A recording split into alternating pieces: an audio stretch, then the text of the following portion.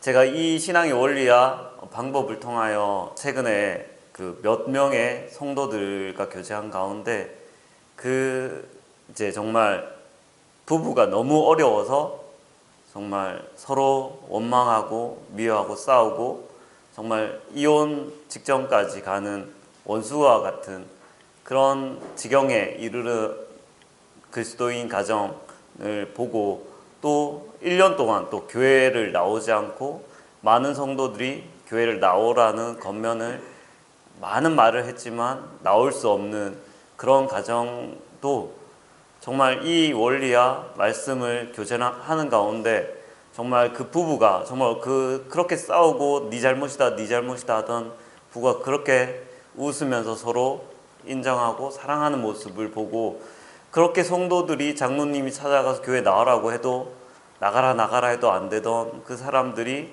정말 이 신앙의 원리 가운데 살아갈 때 교회를 자연스럽게 용기를 내어서 참 다시금 나아갈 수 있는 그 힘과 에너지를 몇 명의 가정을 통해서 제가 보면서 정말 이 신앙의 원리를 가르쳐주고 싶다라는 생각을 했어요. 정말 작은 차이지만 정말 특별함을 나타낼 수 있는 그런 원리라고 생각되어지고 저도 그 원리 가운데 최근에 살아가면서 정말 예전에 느끼지 못했던 이제 믿지 않는 사람들에게 내 삶을 처럼 살아가라고 말해 줄 수 있을 것 같은 느낌을 받았어요. 그리고 사도 바울이 나를 본받는 자가 되라 라고 예전에 그 말씀을 들을 때마다 와, 사도 바울은 대단하다. 자기의 삶을 본받으라고 나는 언제 저런 사람이 될 수 있을까라는 생각을 했었는데 최근에 그 마음이 들었어요. 나도 내 삶을 본받으라고 청년들이나 다른 사람한테 말할 용기가 생기는 그 시간이 잠깐 있었거든요. 그게 제가 잘나서가 아니고 정말 주님의 은혜 가운데 이 원리들을 알고 그 원리 가운데 살아갈 때 가능한 것을 발견했어요. 일단 그런 오늘 좀 특별한 원리와 방법에 대해서 설명을 드릴까 합니다. 그 전에 여기 앞에 혹시 사진이 보이시나요? 혹시 이게 무슨 사진인 것 같으세요? 오늘 시작할 때 너무 무겁게 시작하는 것보다 조금 이제 가볍게 시작하려고 이렇게 퀴즈를 내려고 했습니다. 성도님들 이게 잘 맞추시면 제가 적극적으로 맞추시는 성도님께 제가 커피를 사도록 하겠습니다. 뭐 적극적으로 참석 안 하시면 어쩔 수 없고 제가 먹겠도록 하겠습니다. 이 사진 혹시 뭔지 아시겠어요? 맞습니다. 이렇게 좌절하고 절망하고 있는 사진입니다. 너무 쉽죠? 네, 현성 형제에게 제가 커피를 사도록 하겠습니다. 다음 사진 혹시 뭔지 아세요? 맞아요. 슬퍼하고 있어요. 누가 맞췄죠? 네, 지민 자매한테 제가 커피 이제 안 될 것 같습니다. 커피 더 이상 마지막으로 한 잔 다음번에 잘 맞추시는 분에게 제가 맞추도록 하겠습니다. 이건 혹시 뭔가요? 네, 괴로움입니다. 이건 너무 쉬워서 넘어가도록 하겠습니다. 자, 이건 혹시 뭔가요? 이번에는 제가 커피를 사도록 하겠습니다. 기쁨. 네. 기쁨과 행복입니다. 근데 여기서 커피를 맞추는 거는 이 분의 이름을 맞추면 제가 커피를 사도록 하겠습니다. 이분이 누굴까요? 네, 네. 네, 정답입니다. 누굽니까? 네, 자매님. 제가 오늘 커피 사도록 하겠습니다. 그러나 이렇게 너무 연예인을 많이 아시면 이제 TV는 신앙에 좀 위해할 수도 있으니까 조금 자제하시기 바랍니다. 네. 혹시 이제 커피는 끝났습니다. 그냥 한번 맞춰주시면 될 것 같습니다. 이분은 누구이신가요? 오바마죠. 오바마 대통령이 지금 뭐 하고 있는 것 같아요? 정말 너무 행복하게 웃고 있는 모습입니다. 혹시 이분은 누구신지 아세요? 네, 지민 자매, 좀 조심해야 될 것 같습니다. 네, 네. 박보검입니다. 엄청 유명한 연예인인데 행복하게 웃는 모습을 보고 계십니다. 이건 무슨 사진일까요? 아기가 정말 해맑게 웃고 행복한 모습 가운데 너무 귀여워서 제가 이 사진을 했어요. 너무 귀여운 사진인데 제가 이 사진들을 보여드린 이유는 처음에 사진은 뭔가요? 울고 있고 좌절하고 있고 힘들어하는 모습이 사진이었어요. 그리고 행복하고 웃고 기뻐하는 사진이 있어요. 근데 성도님들 마음속에 손을 얹고 나의 신앙 생활 구원받을 때는 저는 이 얼굴이었던 것 같아요. 구원받을 때.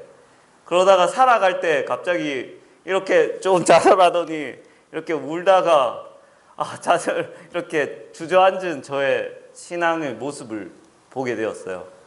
성도님들은 혹시 신앙생활을 하고 있는데 구원받을 때 너무나 은혜로 행복하게 살아가는데 우리의 신앙은 지금 어떠한가요? 이렇게 눈물 짓고 좌절하고 슬퍼하고 있는 어렵고 인내하는 신앙이신가요? 아니면 이렇게 행복한 즐거운 그리고 기뻐할 수 있는 신앙생활을 한다고 항상 기쁜 건 아니지만 그 삶이 너무나 지속적으로 힘들다는 것은 저는 조금 문제가 있다는 생각이 들어요. 우리는 잠깐 어려움이 있을 수 있지만 이렇게 항상 기뻐할 수 있다고 성경은 분명히 말하고 있습니다. 성도님들의 삶을 신앙은 어떤 건가요? 자, 첫 번째, 지금 내가 첫 번째다. 요즘 너무 이렇게 머리를 쥐어잡고 있다 하시는 분 계신가요? 마음속으로 한번 손들어 주셔도 될 것 같고, 요즘 내 신앙은 항상 이렇게 웃는 모습이다. 내 마음, 내 얼굴은 이렇게 울고 있지만 내 마음은 지금 이렇게 웃고 있다 라고 생각하시는지 한번 자신을 돌아보고 우리의 신앙은 과연 어떠할지, 정말 우리의 신앙이 저렇게 울고 있고 계속 주저앉아 있다면 옆에 있는 사람에게 너 예수님 믿어봐, 너 내가 믿는 예수님 따라와봐 라고 할 수가 없잖아요.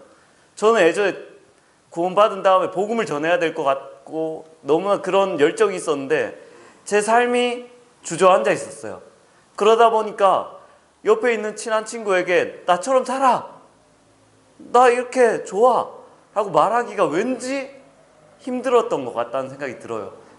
근데 우리가 삶이 이렇게 행복하고 우리가 날마다 이런 행복 가운데 있다면 옆에 있는 이렇게 인상을 쓰고 있는 친구나 지인이나 가족들에게 너무나 이 행복한 신앙의 삶을 알려주고 싶은 그런 강한 복음을 전하고 싶은 우리의 욕구가 일어날 거라고 생각하고, 그리고 성도들에게도 힘든 성도가 있다면 이렇게 기뻐하고 즐거워하고 행복한 신앙의 삶을, 이 원리를 가르쳐주고 싶은 마음이 가득하다고 생각이 되어졌습니다. 그래서 우리의 신앙은 정말 어떤 모습인지 말씀을 통해서 한번 찾아보도록 하겠습니다. 마태복음 11장 29절 30절입니다. 한번 같이 찾아보도록 하겠습니다.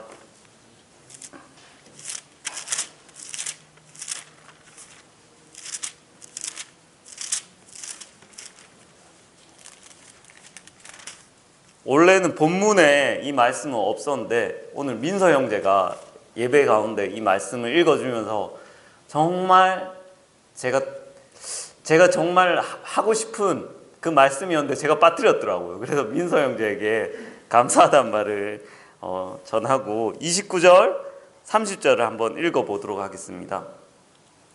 28절부터 한번 읽어보겠습니다. 수고하고 무거운 짐진 자들아 다 내게로 오라. 내가 너희를 쉬게 하리라. 나는 마음이 온유하고 겸손하니 나의 멍에를 메고 내게 배우라. 그리하면 너희 마음이 쉼을 얻으리니 이는 내 멍에는 쉽고 내 짐은 가벼움이라 하시니라. 예수님께서 말씀하시기를 무겁고 짐진 자들아 다 내게로 오라. 내가 너희를 쉬게 하리라 라고 하셨잖아요. 저 복음을 듣고 정말 이 말씀을 믿고 정말 주님 앞에 나와왔어요. 정말 큰 쉼을 얻었어요. 근데 갑자기 우리 모든 사람들은 이 제 멍해 가운데 참 힘들어하면서 주님 앞에 모든 성도들이 나오셨을 거라고 생각해요. 그런데 그 다음이 저는 중요하다고 생각해요. 저는 산 가운데 무거웠어요. 처음에 구원받을 때는 너무나 가볍고 쉬운 짐이었지만 주님을 따라가는 그 삶이 저는 행복하지 않았던 적이 좀 더 많았던 것 같아요. 너무 절망할 때가 더 많았고, 울 때가 너무 많았고, 부끄러울 때가 너무 많았고, 좌절이 저의 삶 가운데 가득했던 것 같아요. 그래서 제 이 부끄러운 모습을, 이 안타까운 모습을 가리고 싶었어요. 그리고 어떤 방법을 쓰면 될까라고 엄청 생각했어요. 제가 그래서 19살 때, 그리고 20살 대학생 때 만난 사람마다 제가 물어봤어요. 그리스도인의 삶에 승리하는 비결은 무엇인가요? 어떻게 하면 승리하고 능력 있는 삶을 살아갈 수 있을까요? 성도들에게 묻고 책을 읽고 서적을 찾았는데 저의 삶에 돌아온 결과는 매번 실패밖에 없어서 저는 좌절을 했어요. 저의 신앙의 삶은 너무나 힘든, 이렇게 웃는 삶을 살고 싶었어요. 근데 제가 예전에 그 말씀을 엄청 좋아했거든요. 믿는 사람에게 그 배에서 생수의 강이 흘러 넘치리라는 말씀 다들 아시죠? 생수의 강이 흘러 넘쳐야 되는데 생수의 강이 안 흘러 넘치는 거예요. 왜 나의 삶에는 생수의 강이 흘러 넘치지 않을까라는 그런 의문을 많이 가졌어요. 우리 성도님들의 삶은 정말 생수의 강이 흘러 넘치고 행복한 그런 신앙의 삶이 되셨는지 저는 정말 궁금했습니다. 근데 여기 29절에 보면 나는 마음이 온유하고 겸손하니 내 멍에를 메고 내게 배우라. 그리하면 너희 마음이 쉼을 얻으리라. 내 멍에는 쉽고 내 짐은 가볍다라고 했는데 예수님께 나와서 배우면 어떻게 되어야 되나요? 힘들어져야 되나요? 슬퍼져야 되나요? 예수님의 멍에는 정말 쉬워서 예수님 앞에 나와서 배우게 되면 쉼을 얻고 정말 편해진다고. 이 짐이 너무 가벼워요.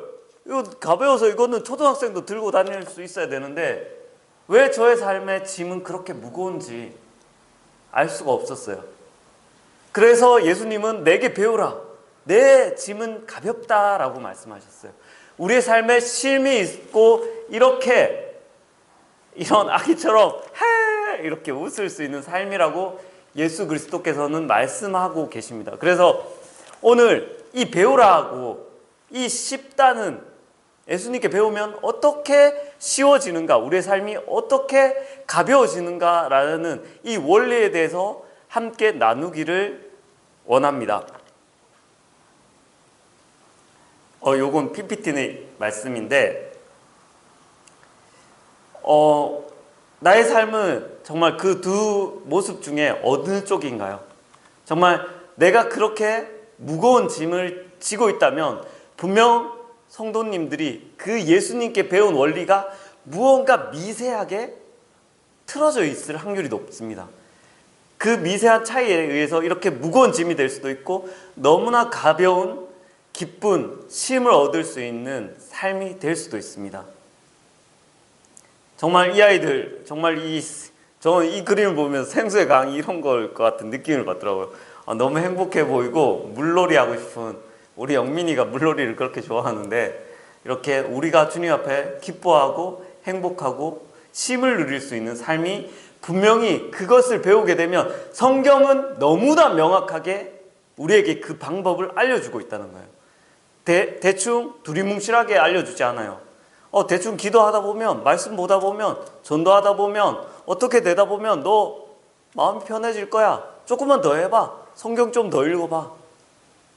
언젠간 될 거야. 이런 막연한 말씀으로 예수님께서 말씀하지 않으셨어요. 분명한 그 원리를 우리에게 알려주셨다는 것을 아셨으면 좋겠습니다. 그리고 오늘 그 정말 미세한 차이, 그 원리에 대해서 함께 나누고 기뻐하기를 바랍니다. 그래서 오늘 말씀의 주제는 이겁니다. 성령을 따라 순종하는 방법. 오늘 정말 나의 삶이 성경이 말하는 삶대로 살아갈 수 있는 정말 성령님을 의지해서 우리가 어떻게 말씀을 순종하고 따라갈 수 있고 능력 있는, 그리고 세상이 감당치 못할 그런 삶을 살아갈 수 있는지. 그런데 그게 능력 있고 그 세상이 감당치 못할 삶인데 너무 가벼워요. 너무 쉬워요. 누구나 할 수 있는 그 원리에 대해서 오늘 함께 나누기를 원합니다. 요한복음 8장 31절 32절을 조금 한번 읽어보고 그 다음 말씀을 나누도록 하겠습니다.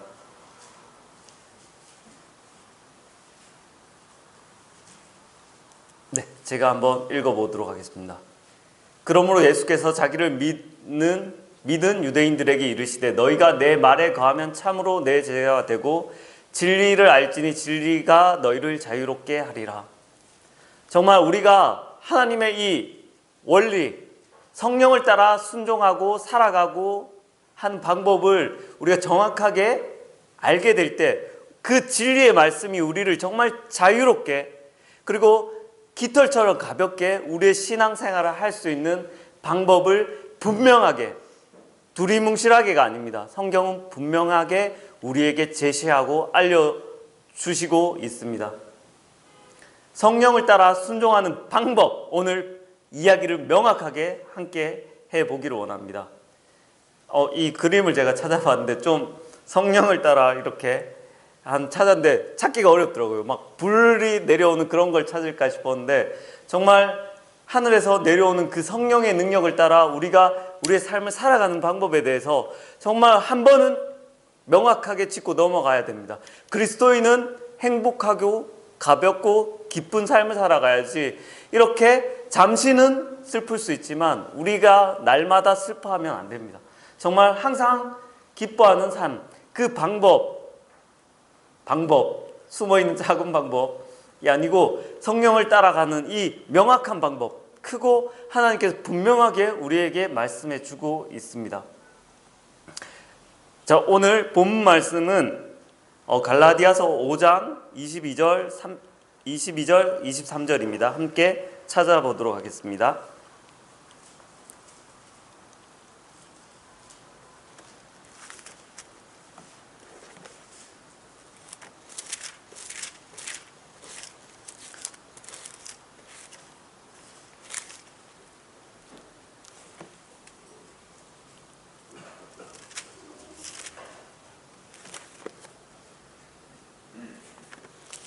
혹시 찾은 분 있으시면 먼저 혹시 민서 형제 큰 목소리로 한 번만 읽어줄 수 있을까요? 이게 성령의 열매는 사랑과 희락과 합장과 오래참과 자비와 양성과 충성과 온유와 절제니 이 같은 것을 금지할 법이 없느니라. 네. 오늘은 우리가 성령을 따라 행하는 방법을 통해서 어떻게 우리가 성령의 열매를 맺을 수 있을까에 대해서 한번 곰곰이 생각해 보기를 원합니다. 정말 성령의 열매를 우리가 어떻게 맺을 수 있을까요? 이 앞에 풍성한 열매들이 보이시죠? 사과도 있고 딸기도 있고 감도 있고 많은 열매들을 우리가 맺을 수 있습니다. 근데 우리가 그 열매를 맺을 때 어떻게 하면 하나님의 성령에 따라 살아가고 그 성령의 열매를 우리 삶 가운데 가득히 맺을 수 있는가를 한번 곰곰이 검토해보고 생각해보고 나누기를 간절히 바랍니다. 그러면 첫 번째 성령의 열매가 적혀있는 게 뭔가요? 첫 번째 성령의 열매는 사랑이라고 기록되어 있습니다. 우리의 삶 가운데 이 성령의 열매인 이 사랑을 어떻게 맺을 수 있을까를 한번 먼저 함께 나누기를 또 원합니다. 누가복음 10장입니다. 이건 제가 한번 읽어드리도록 하겠습니다. 말씀을 오늘 좀 많이 찾을 거라서 중간에 또 제가 읽어야 될 부분을 한번 읽어보도록 하겠습니다. 누가복음 10장 27절입니다. 대답하여 이르되 네 마음을 다하며 목숨을 다하며 뜻을 다하여 주 너희 하나님을 사랑하고 또 네 이웃을 네 자신같이 사랑하라 하였나니. 그리고 갈라디아서 5장 14절입니다. 온 율법은 이것 즉 너는 네 이웃을 네 자신과 같이 사랑하라 하신 이 한 말씀에 성취되었느니라. 성경은 하나님에 대한 사랑을 이야기합니다. 하나님에 대한 사랑은 네 마음을 다하고 목숨을 다하고 힘을 다해서 하나님을 사랑할 것을 성경은 요구하십니다. 정말 우리는 성도님들은 목숨을 다해 뜻을 다해 힘을 다해 하나님을 사랑하고 계신가요? 그걸 조금 고민해 봐야 될 것 같습니다. 그리고 그거와 같이 내 이웃을 내 몸처럼 사랑하고 계신가요? 이 말씀을 증명할 때 어떤 생각이 든지 짧게 생각해 보시면 마음으로 좋을 것 같습니다. 겸손하게 마음에 손을 얹는다면 저는 그렇지 못하다고 고백할 수밖에 없어요. 제 목숨과 힘과 모든 것을 다해 하나님을 제가 사랑하지 못하고 있어요. 그리고 내 이웃을 내 몸과 같이 사랑하지 못하고 있습니다. 제가 우리는 예를 하나 들면 예전에 어떤 일이 있었냐면 저희 회사에서 제가 정말 서비스도 많이 해주고 정말 그 배려를 많이 한 고객이 있었어요. 그리고 그 사람의 모든 사정을 다 배려하고 이렇게 했는데 그리고 그 사람이 원하는 것을 했었는데 나중에 그 사람이 얼토당토하게 저에게 더 많은 것들을 요구하면서 그걸 해달라고 하고 계약을 잘못 체결했어요. 정말 그분은 다른 분들보다 제가 2배, 3배 더 많은 것들을 해드린 분인데 정말 작은 부분에 자기가 원하지 않는 것 때문에 저를 고소하더라고요. 그 고소장 때문에 제가 고소를 하면서 법원에 3번, 4번 다니면서 너무 억울한 거예요. 어떻게 사람이 저럴 수 있을까? 내가 정말 다른 사람한테 그렇게 해주지도 않았는데 자기한테 그렇게 해줬는데 물에 빠진 사람 건져줬더니 입을 뭐죠? 보따리 내놓으라는 것처럼 그 사람이 그렇게 하니까 제 마음이 며칠 동안 정말 썩어 들어가시더라고요. 그 고소를 한번 해보시면 아시겠지만 재판장 가서 그 고소하고 다툴 때 그 마음이 타 들어가더라고요. 너무나 억울하고 분하고 잠이 안 와요. 근데 그러면서 제가 고소에 졌어요. 그러면서 500만 원인가 300만 원을 또 물어줘야 되니까 마음이 정말 괴롭더라고요. 정말 잘못한 게 저는 하나도 없고 정말 한데 저렇게 나쁜 사람한테 잘못 걸려서 저런 생각이 들 때 정말 악한 마음들이 많이 가득 들었는데 제가 그 사람을 보면서 사랑할 수 있을까라는 생각했을 때 도저히 못하겠어요. 그 사람은 지금도 못할 것 같아요. 저는. 근데 성경은 무엇이라고 말하나요? 원수를 사랑하라고 말씀하시고 있어요. 주위 성도님들 혹시 주위에 그 가족이나 지인이나 뭐 친구나 돈 빌려달라고 하고 떼먹어봐요. 얼마나 화나요. 그리고 저희 집사람이 저는 사랑하려고 할 때 너무 안 되더라고요. 그렇게 노력했는데도 정말 너무나 힘들고 정말 기도해보고 정말 기도했는데 눈을 떠니까 또 그 현실이란 벽 앞에 조금만 우리 집사람이 음식물 쓰레기가 그 냉장고에 썩어 나가면 제 마음이 주저앉더라고요. 화가 너무 나서 머리끄댕이를 잡고 싶고 막 욕을 하고 싶고 그런 마음이 가득한데 그러다가도 아니지 내가 사랑해야지 라고 생각을 했어요. 근데 사랑이 잘 안 되더라고요. 근데 성경은 정말 내 가족이나 지인이나 사랑하는 사람 그런 사람들을 사랑하라고 말하지 않아요. 내가 적당히 사랑하는 것을 너희들 잘했다라고 성경은 말하지 않고 있어요. 성경은 우리를 어떻게 우리가 사랑하고 이 사랑의 열매를 맺어야 될 것을 하나님의 기준은 어떤 것인지를 성경은 명확하게 말씀하고 있습니다. 마태복음 5장을 함께 보도록 하겠습니다. 마태복음 5장 38절부터 44절입니다.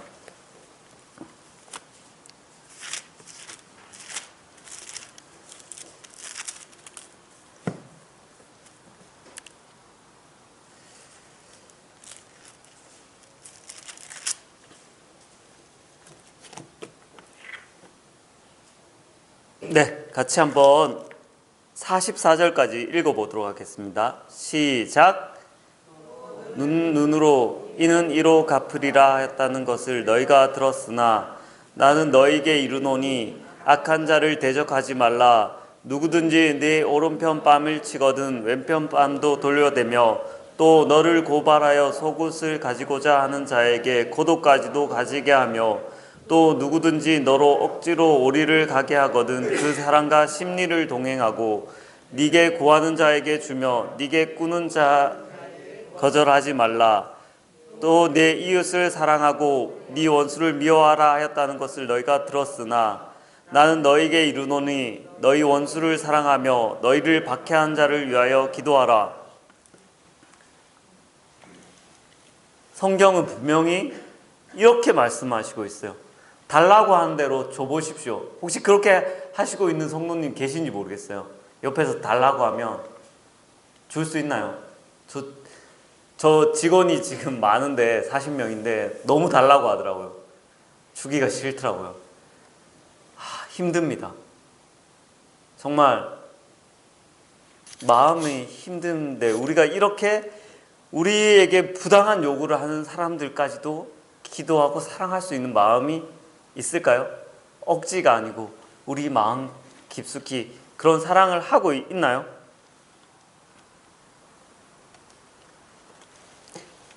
우리는 이 말씀에 비추어서 성령의 열매를 맺고 있다고 하실 수 있을까요?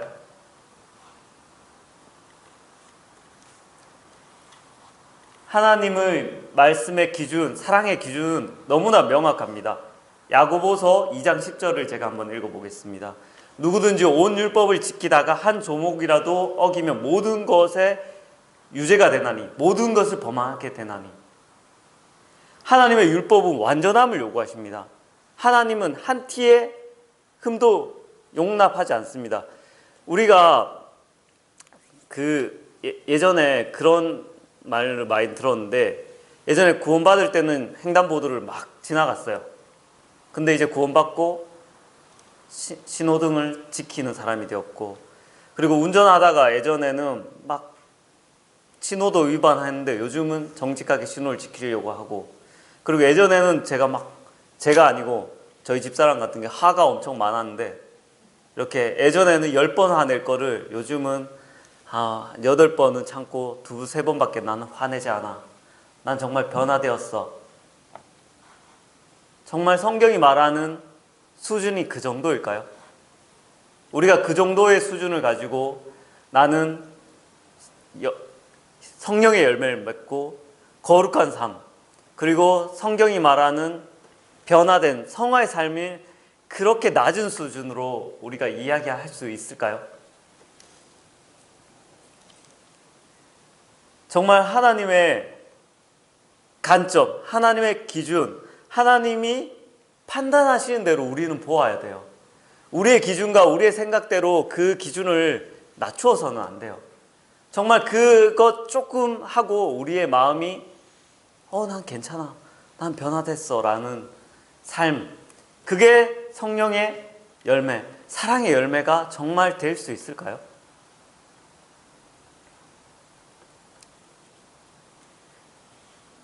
될 수 있을까요, 성도님인데? 저는 결단코 하나님의 기준, 그것은 성령의 열매라고 우리는 말할 수 없다고 저는 생각합니다. 정말 하나님이 요구하시는 그 요구 조건에 맞아져야지 우리는 그 열매를 맺었다라고 이야기할 수 있을 거예요. 그러면 오늘 제가 말씀드렸던 것처럼 너무나 쉽다고 했는데 제가 너무 어려운 말씀을 드렸어요. 하나님의 요구 조건 너무 어려워졌어요. 그러면 어떻게 이 말도 안 되는 것들을 하나님께서 우리에게 이루어 주시는지 조금 더 이제부터 본격적인 그 성경의 그 성령을 따라 순종하는 삶의 원리에 대해서 이야기해 드리겠습니다. 우리가 순종하는 삶을 살아갈 때 첫 번째로 해야 될 게, 이 원리의 첫 번째가 뭐냐면 율법을 우리가 순종해야 돼요. 율법을 따라가려고 해야 돼요. 우리가 그 하나님의 기준을, 그 하나님의 우리의 그 기준이나 성도들의 기준이 아닌 하나님의 그 사랑의 기준을 우리는 충족하기 위해서 정말 열심히 노력해야 돼요. 그럴 때 우리는 성령을 따라 살아가는 삶의 첫 번째 발자국을 내어디뎠다라고 할 수 있어요. 정말 우리는 그것을 위해 저 목표를 향해 나아가야 됩니다. 근데 우리가 그 목표를 향해 나아가다 보면 어떻게 될까요? 정말 간단한 것들이 우리가 맞닥뜨려지게 돼요. 우리가 정말 정직하고 겸손하게 하나님 말씀 앞에 사람의 기준이 아닌, 내 기준이 아닌 하나님의 기준으로 순종하려고 노력할 때 우리가 맞닥뜨려질 수 있는 건 뭐냐면 내가 할 수 없음을 깨닫게 돼요. 그래서 성경은 율법을 무엇이라고 하나요? 우리에게 율법은 거울이라고 말합니다. 우리 자신을 볼 수 있는 거울을 하나님께서 율법으로 통해서 깨닫게 하십니다. 말씀을 하나 더 보도록 하겠습니다. 마가복음 10장 17절입니다. 한번 같이 찾아보도록 하겠습니다.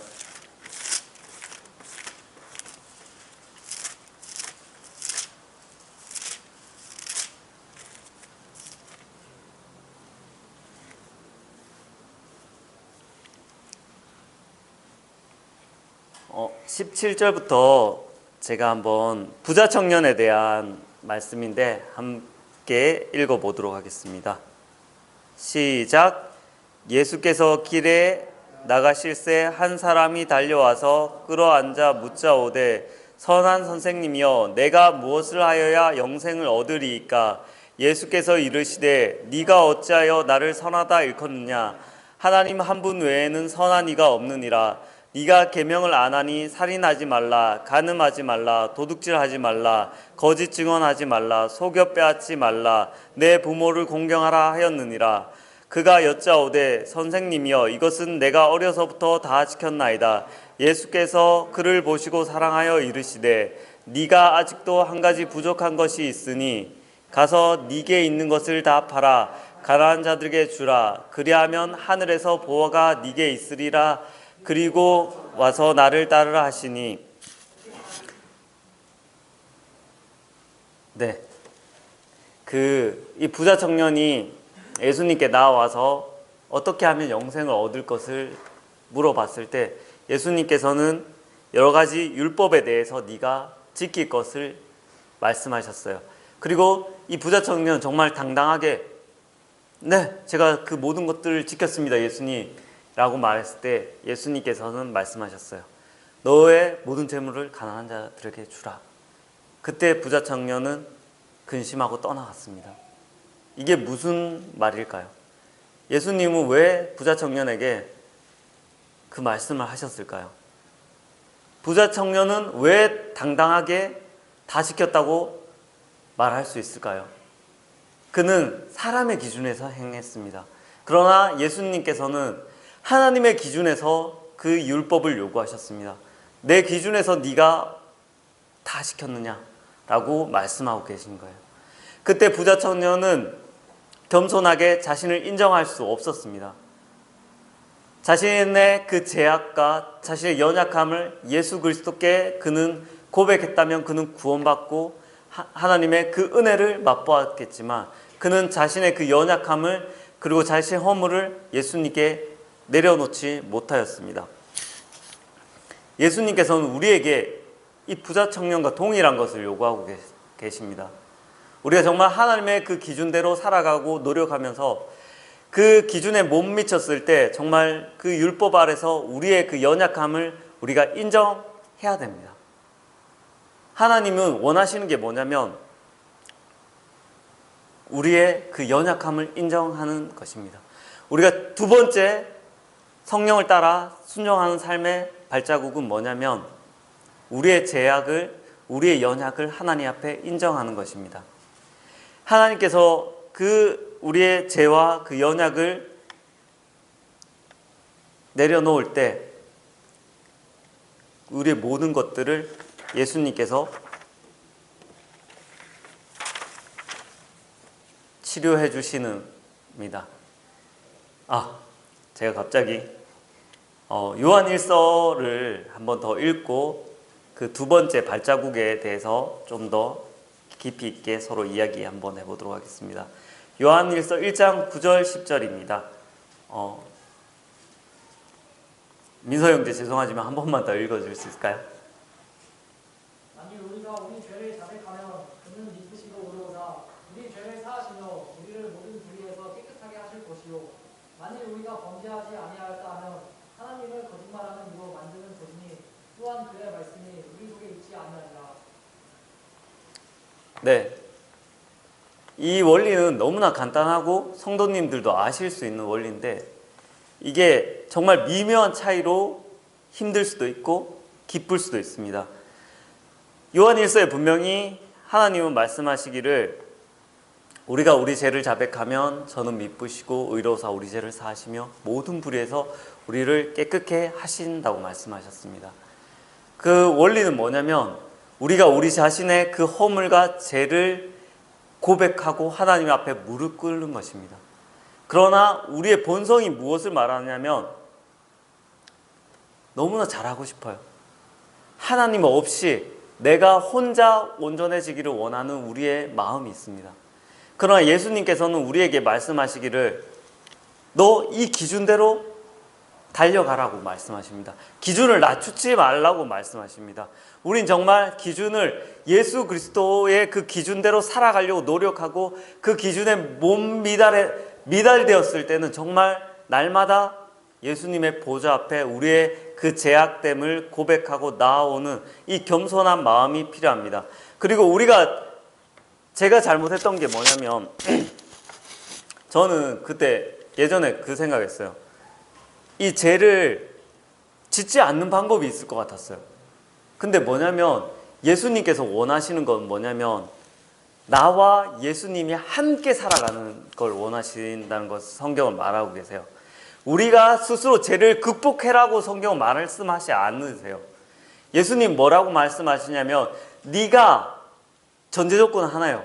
네가 나한테 죄를 자백하면 다 용서해 주겠다. 우리가 하나님의 보좌 앞에 나아가면 용서해 주겠다는 전제 조건을 달고 계세요. 네가 극복해라가 아니라 나와 네가 팀을 이루어서 이 세상을 살아가겠다. 일서가 너무 두려워하지 마라. 이 세상을 네가 순종해봐. 뒤는 내가 다 맡아줄게. 너는 아무 걱정 말고 나의 말에 순종해. 뒤는 내가 다 책임져 주겠다. 단 조건은 뭘까요? 우리가 하나님 앞에 겸손하게 나의 모습을 그대로 받아들이고 내어놓는 조건입니다. 그럴 때 하나님은 우리를 깨끗게 하시는 거예요.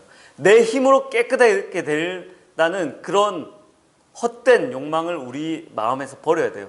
우리는 예수님과 함께 날마다 함께 살아가고 예수님이 우리의 삶을 날마다 팀으로서 깨끗게 해줌으로 우리는 살아갈 수 있다는 것을 우리가 인정해야 됩니다. 우리가 잘못하거나 실수하거나 안 되는 일이 이상한 일로 여겨져서는 안 돼요. 그것은 나쁜 일이에요. 우리가 죄를 짓는 건 나쁜 일입니다. 그러나 우리가 죄를 짓는 건 이상한 일이 아니에요. 우리의 죄 본성이 있는 사람이 죄를 짓는 건 이상한 일이 아니에요. 그건 나쁜 일일 뿐입니다. 예수님께서는 그것을 나쁘게 보세요. 그 죄에 대해서 나쁘게 보지만 이상하게 여기지 않아요. 민서 형제가 죄를 짓는 걸 예수님은 이상하게 생각 안 해요. 너무나 당연하게 생각하세요. 그렇지만 그 죄를 나쁘게 생각하세요. 그 죄를 나쁘니까 예수님이 민서 형제가 고백했을 때 어떻게 해주실까요? 그 나쁜 죄를 덮어주세요. 그리고 사해주세요. 그리고 민서 형제를 사랑하세요. 민서 형제를 나쁘게 생각하지 않으세요. 그 죄에 대해서 예수 그리스도께서는 나쁘게 생각하시는 거예요. 그리고 우리가 죄 짓는 것을 이상한 일을 생기는 것처럼 생각하시는 분들은 크게 조심하셔야 돼요. 우리는 죄 짓는 게 너무나 당연한 연약한 사람들입니다. 우리는 그 죄와 싸워야 됩니다. 그 죄는 악합니다. 예수님이 미워하시지만 예수님은 우리를 사랑하세요. 이 차이가 뭔지를 성도님들이 정말 이해하시기를 바랍니다. 이게 뭐냐면 자녀를 키워본 분들은 아실 거예요. 자녀가 우리의 본성을 물려받았기 때문에 나쁜 짓을 해요. 나쁜 짓 할 것 성도님들 아시죠? 자녀들이 모르시는 성도님들이 있으세요. 우리 영민이 주아를 키워보니까 영민이 주아가 유튜브에서 나쁜 걸 그렇게 기가 막히게 찾아서 보더라고요. 본성이 나쁜 것을 합니다. 그런 것을 제가 이상하게 생각을 안 해요.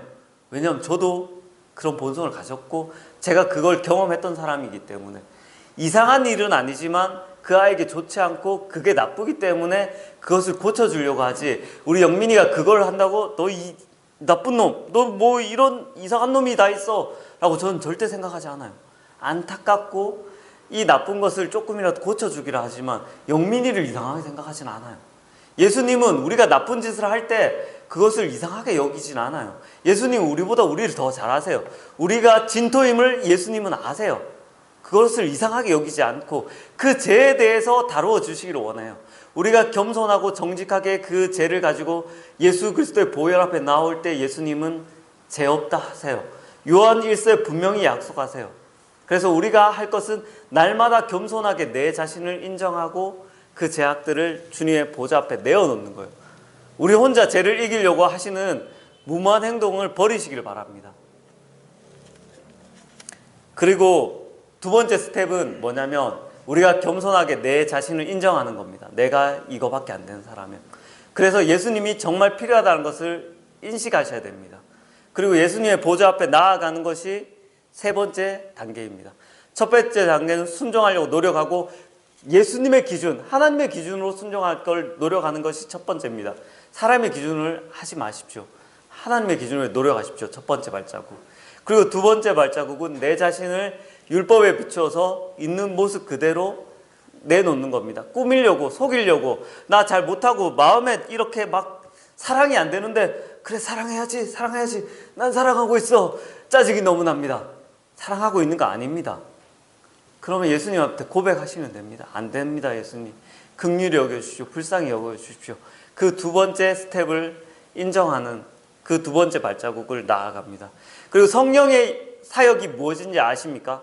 성령의 열매가 무엇인지 아는 것은 성령이 우리에게 하시는 그 성령의 사역, 우리는 성령을 따라 순종해야 되고 성령을 따라 나아가야 되는데 성령님께서 우리 속에서 하시는 일이 무엇인가요? 장로님이 말씀 시간에 자주 하세요. 성령은 우리 안에서 근심하세요. 우리가 죄를 지을 때 성령은 우리를 죄를 깨닫게 하세요. 우리가 구원받을 때 어떤 일을 있었나요? 성령께서 우리의 죄악을 조명해 주심으로 우리가 이렇게 큰 죄악된 사람이란 것을 성령을 통해서 발견하고 우리는 회개하고 예수 그리스도의 은혜 복음을 받아들일 수 있게 되었습니다. 성령은 우리의 죄악을 밝히 빛 가운데 드러내세요. 우리의 악함을 조명해 주십니다. 우리의 잘못된 것들을 빛 가운데 바르게 드러내 주심으로 우리가 어떻게 하나님 앞에 나아가야 될 것을 성령은 알게 해주세요. 성령은 감추시는 것이 아니라 우리 속에서 우리의 죄악들을 드러내시고 우리가 어떻게 하나님 앞으로 나아가야 될 것을 밝히 드러내는 그 사역을 하시는 것이 분명 성령입니다. 성령께서 드러내시는데 우리가 그것을 감추고 우리의 죄를 숨기려고 할 때 성령은 우리 안에서 말씀에 뭐라고 하냐면 근심한다 라고 말씀하세요. 성령을 근심하게 하지 마시기를 바랍니다.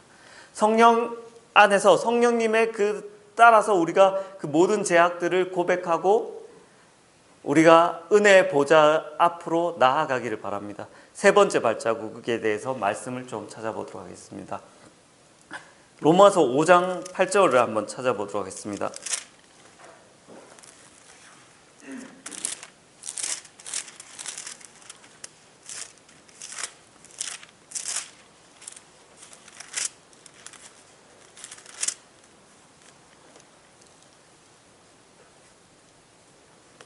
네, 5장 6절부터 한번 제가 읽어보도록 하겠습니다.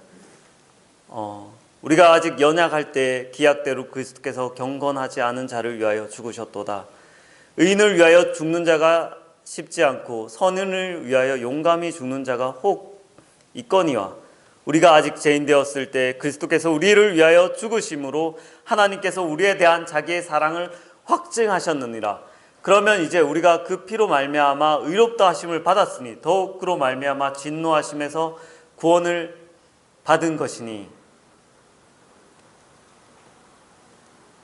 예수님께서는 뭐라고 말하냐면 우리가 아직 연약할 때 경건치 않은 우리를 위해 죽으셨어요. 구원받을 때 이건 너무나 명확하죠. 근데 우리가 삶은 어떤가요? 삶은 내 능력으로 살아갈 수 있을까요? 우린 성령을 따라 살아가야 됩니다. 성령을 따라 성령이 순종케 하심으로 우리는 순종해야 돼요. 성령이 무엇을 하시나요? 우리가 이렇게 연약한 자인 것을 깨닫게 하시고 우리가 연약한 자가 예수 그리스도의 보혈밖에 없다는 것을 그 보혈로 성령은 우리를 나아가게 하시는 일을 하세요. 우리가 스스로 그 죄를 극복하게 하시는 것이 아니라 우리를 무릎 꿇게 하시고 우리가 예수 그리스도의 보혈이 정말 필요한 사람인 것을 날마다 인식시켜 줍니다. 우리의 신앙의 성령을 따라가는 삶의 원리의 세 번째 발자국은 뭐냐면 우리의 능력과 우리의 노력으로 해야지가 아닙니다. 우리는 더욱더 예수 그리스도의 그 보혈 앞으로 나아가서 우리의 그 보혈을 바라보아야 됩니다. 예수님은 우리가 죄 지었을 때 이상하게 생각 안 한다는 게 뭐냐면 여기 이 말씀에 있어요. 우리가 연약할 때 예수님이 죽으셨어요. 이건 무슨 말이냐면 네가 그런 죄를 짓는 거 알고 있었고 내가 네 나쁜 짓 할 때 너를 위해서 죽었다. 지금도 동일합니다.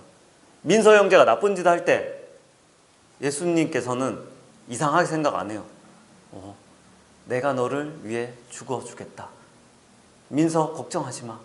내가 너를 모든 걸 내가 대신해 줄게. 너는 걱정하지 말고 나의 말씀을 순종하고 따라가. 좌절하고 넘어져 있을 필요 없어. 내가 너를 사랑하기 때문에. 우리는 날마다 그 은혜의 보좌 앞에 나아갈 때 우리의 멍에는 씹습니다.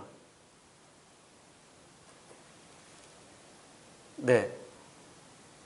준섭 형제, 그리고 인호 형제, 그리고 저, 지민 자매, 우리의 모든 삶의 멍에는 너무나 쉬워요.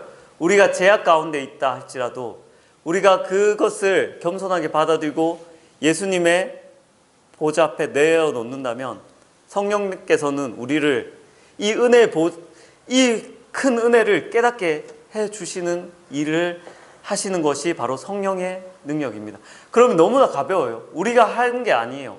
예수님께서 하게 하세요. 그러면 우리가 하는 것은 성령께서 우리의 죄를 깨닫게 하시면 어떻게 될까요? 우리는 그 죄악됨을 깨닫게 될 때 능력이 없는 것이 아니고 성도님들이 분명 경험하셨을 거예요. 우리의 죄를 깨닫고 성령의 능력으로 우리가 구원받는 그 믿음을 나아갔을 때 우리 너무나 행복합니다. 기쁩니다. 너무나 감사합니다. 핵폭탄보다 더 큰 에너지가 우리의 마음에 떨어지게 됩니다. 우리의 삶은 움직이게 됩니다. 예수님께서 이렇게 나쁜 나를 위해 죽으셨고 사랑해 주시고 여전히 이렇게 나를 온전히 받아주시는데 우리는 그분을 위해 살고자 하는 마음이 들끓을 수밖에 없습니다. 너무나 자유한 가운데 우리는 살아갈 수 있습니다. 이 자유한 가운데 우리는 하나님이 그 목표하신 그 기준을 위해 달려갈 수 있는 능력을 받았습니다. 그래서 그 은혜 보좌 앞으로 나아갈 때 우리는 날마다 승리한 삶을 살 수 있고 우리의 능력이 아닌 예수 그리스도의 그 보좌 앞에 나아갔을 때 우리는 항상 이기고 기뻐하고 즐거워할 수 있습니다. 내 자신을 보면 항상 죽음밖에 없습니다. 그러나 예수 그리스도를 내 자신을 인정하고 예수 그리스도의 보좌를 앞에 복음을 바라볼 때 우리는 항상 기쁩니다. 복음을 바라볼 때 슬플 수 있는 분이 계신가요? 준섭 형제, 예수님이 형제의 모든 삶 가운데 있었던 그 죄악들을 용서해 주셨어요. 묻지도 따지지 않아요.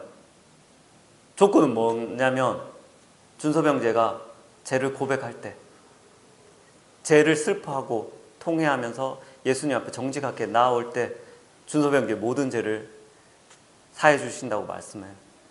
토달지 않습니다. 기억지도 않습니다. 뒤로 던져버리고 영원히 기억지 않아요. 그리고 준섭 형제한테 말해요. 난 널 사랑하고 너희 죄를 기억지 않는다. 그리고 내 말을 따라 살아가라 라고 말하고 있습니다. 제가 사업을 시작하면서 처음에 저희 단칸방에서 시작했었거든요. 5평 정도 되는 조리동 집에 있을 때 거기서 시작하고 직원이 그때 1명이었는데 지금 직원이 40명 정도가 돼요. 40명 되고 한 달에 1억 이상을 벌어야 되거든요. 그 연매출 10억 정도는 해야지 저희가 운영할 수 있는 이제 회사가 되었고 더 커지게 되었어요. 그리고 저희 집사람은 올해 이제 여성기업인협회 부회장도 되고 이렇게 회사가 계속 커지면서 여러 가지로 많은 사람들을 먹여 살리는 것이 정말 쉽지 않더라고요. 참 한 달에 1억씩 벌어서 월급 주는 게 정말 큰일이더라고요. 제가 해보니까. 근데 그 가운데 제가 힘들고 정말 잠도 못 자고 공부하고 많은 성공한 사람들이 어떻게 살아갔는지 찾아봤어요. 그리고 공부하고 듣고 배우고 한 가운데 두 가지 원리를 배웠어요. 성공한 사람들의 두 가지 원리가 뭐냐면 이제 거의 마무리인데 그 사람들은 목표가 명확했어요. 무엇을 향해 나아갈지 그 뚜렷한 목표를 갖고 성공한 사람들은 나아갔어요. 그리고 한 가지가 뭐냐면 지속성을 가지는 것을 가지고 있었어요. 포기하지 않으면 모든 것을 이룰 수 있는. 그래서 제가 이 말씀을 준비하면서 어떤 예화를 들면 제일 좋을까 생각하면서 집사람이랑 이야기했는데 저희 집사람이 항상 하는 말이 살 빼야지거든요. 이거 자매님들이 너무 공감하실 것 같은데 다이어트는 쉽나요? 어렵나요? 네? 어렵죠. 근데 생각해보면 정말 다이어트보다 쉬운 게 없어요. 조금 먹고 운동 많이 하면 다이어트는 성공합니다. 어려운 걸 방법이 없어요. 그냥 쉬운데 그것을 하기가 너무 어렵잖아요. 맞죠? 근데 그게 왜 다이어트가 어려운지 제가 설명을 해드릴게요. 첫 번째 다이어트가 어려운 이유는 성공한 사람들이랑 달라요. 성공한 사람들은 변하지 않는 목표를 가지고 있어요. 뚜렷한 목표, 바뀌지 않는 목표. 근데 다이어트에 실패하는 자매님들의 특징 뭔가요? 목표가 바뀌어요. 목표가 오늘 자 빼야지 하다가 다음날 먹는 걸 바라보는 순간 뭐 적당히 해도 되지. 목표가 확 떨어집니다. 오늘은 먹자. 그리고 괜찮아. 뭐 다 이 정도 뭐 건강한 게 더 좋지. 먹고 죽은 기시 때깔 더 좋다. 하고 갑자기 기준이 확 달라집니다. 근데 이 다이어트에 대한 뚜렷한 목표를 정말 변하지 않는 그 목표가 있는 사람이라면 실패하더라도 계속 할 거잖아요. 근데 자매님들 생각해 보시면 목표가 계속 바뀌어요. 근데 변하지 않는 목표를 가지고 있으면 정말 이 다이어트를 성공하실 수 있을 거예요. 근데 이 다이어트는 성공을 못 하실 거예요. 이 자매님들 목표는 바뀌실 거기 때문에. 그러나 우리 성도님들은 이 성공의 한 가지 조건을 가졌어요. 뭐냐면 하나님의 율법의 기준은 변하지 않아요. 이 세상에 변하지 않는 한 가지가 뭔가요? 하나님의 말씀이에요. 우리가 그 기준을 위해서 달려간다면 성공할 수 있는 목표를 향해 성숙한 성령을 따라 순종한 삶에 한 발짝 더 다가갈 수 있는 목표를 우리는 가졌어요. 근데 우리가 이 목표를 어떻게 하면 안 될까요? 바꾸면 안 돼요. 우리가 왜 성숙하지 못하고 성령의 열매를 맺지 못하냐면 이 목표를 바꿔요. 사람 적당히 하려고 해요. 사람 나 뭐 적당히 교회 나오면 되지. 그럼 나 저 사람보다 괜찮아. 뭐 요 정도 하면 됐지. 라는 기준을 바꿔요. 우리는 요 정도 하는데? 라고 사람의 기준으로 바꾸는 순간 우리는 성공하는 삶으로 갈 수 없고 승리한 삶으로 갈 수 없어요.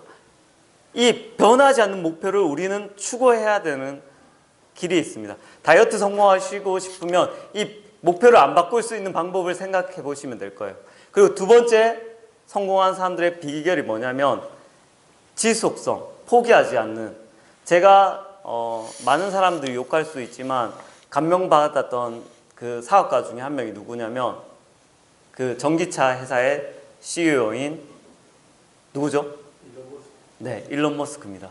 그 사람이 인터뷰한 것을 제가 봤는데 일론 머스크가 이렇게 정말 쉽게 성공했다고 사람들은 생각하는데 그 사람이 10년 전부터 사업을 시작했고 그 부도 직전까지 갔어요.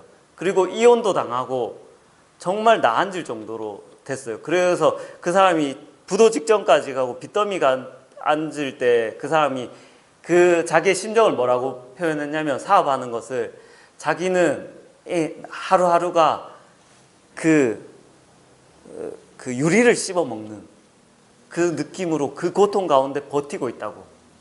그는 정말 버텼어요. 그 사업을 위해서 정말 죽을 힘을 다해서 버텼어요.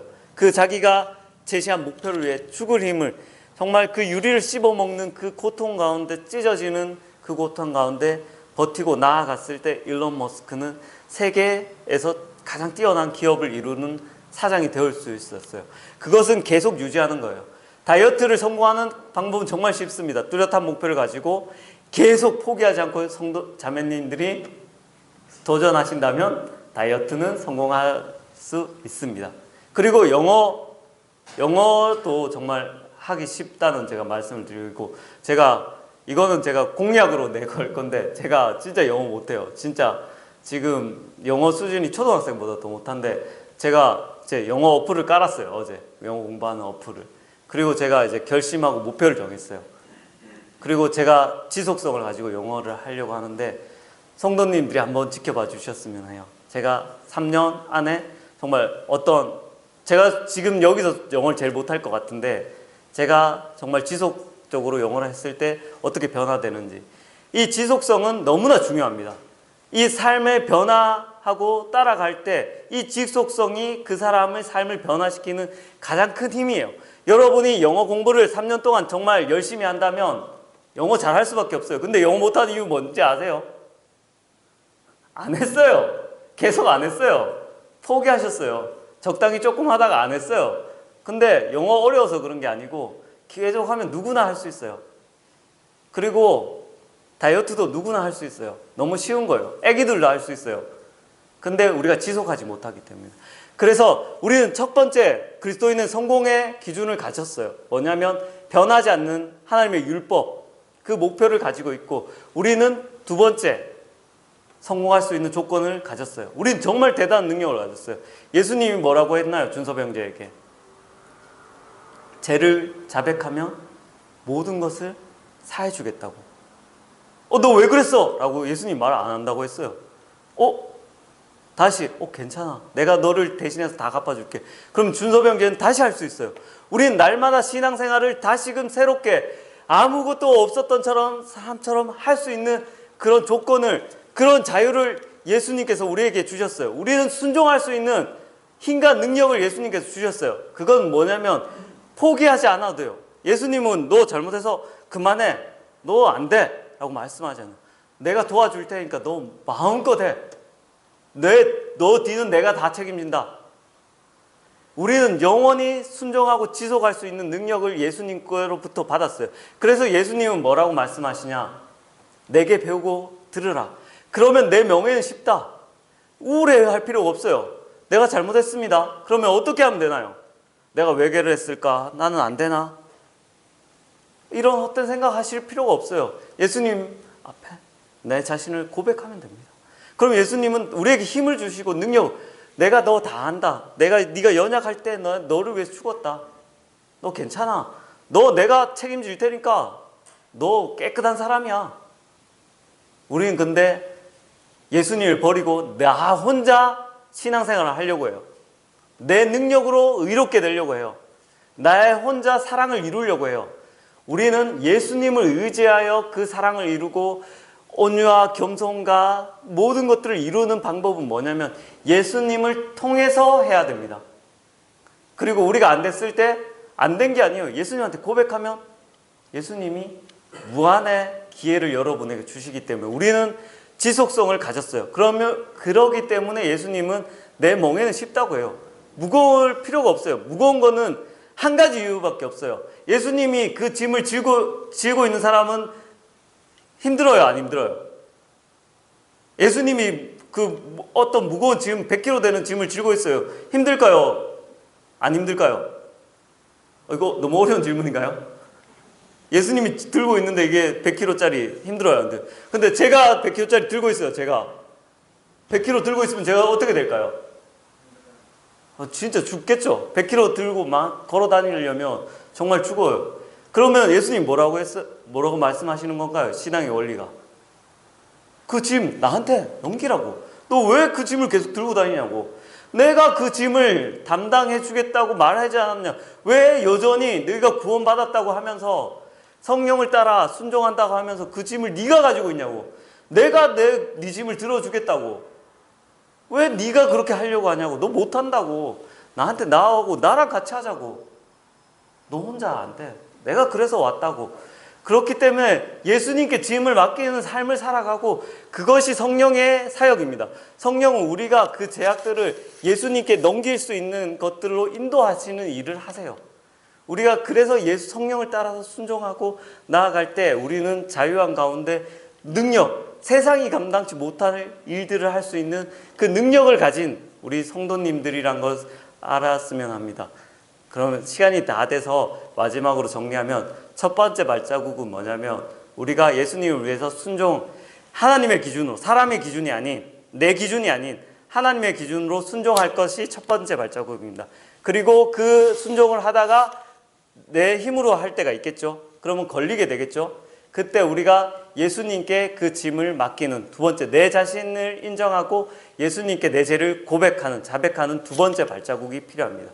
있는 모습 그대로 예수님께 나아가서 그 짐을 온전히 드리십시오. 두 번째 발자국입니다. 그리고 온전히 드렸다면 우리가 그 은혜, 성령님의 인도하심을 따라 그 은혜 보좌 앞에 나아가서 예수님이 우리의 모든 죄를 사해 주신 그 은혜를 깊이 느끼고 깨닫고 기뻐하시면 됩니다. 그리고 다시 뭐가 될까요? 첫 번째 발자국으로 돌아갑니다. 예수님이 그 기준에 따라 우리가 순종하려고 노력하면 됩니다. 이 성령의 그 은혜의 순례바퀴를 따라서 우리가 살아간다면 절대 힘들지 않습니다. 그 짐을 여러분이 힘들고 있다는 이유는 한 가지밖에 없습니다. 여러분이 여전히 들고 계신 겁니다. 그 짐을 예수님께 드리십시오.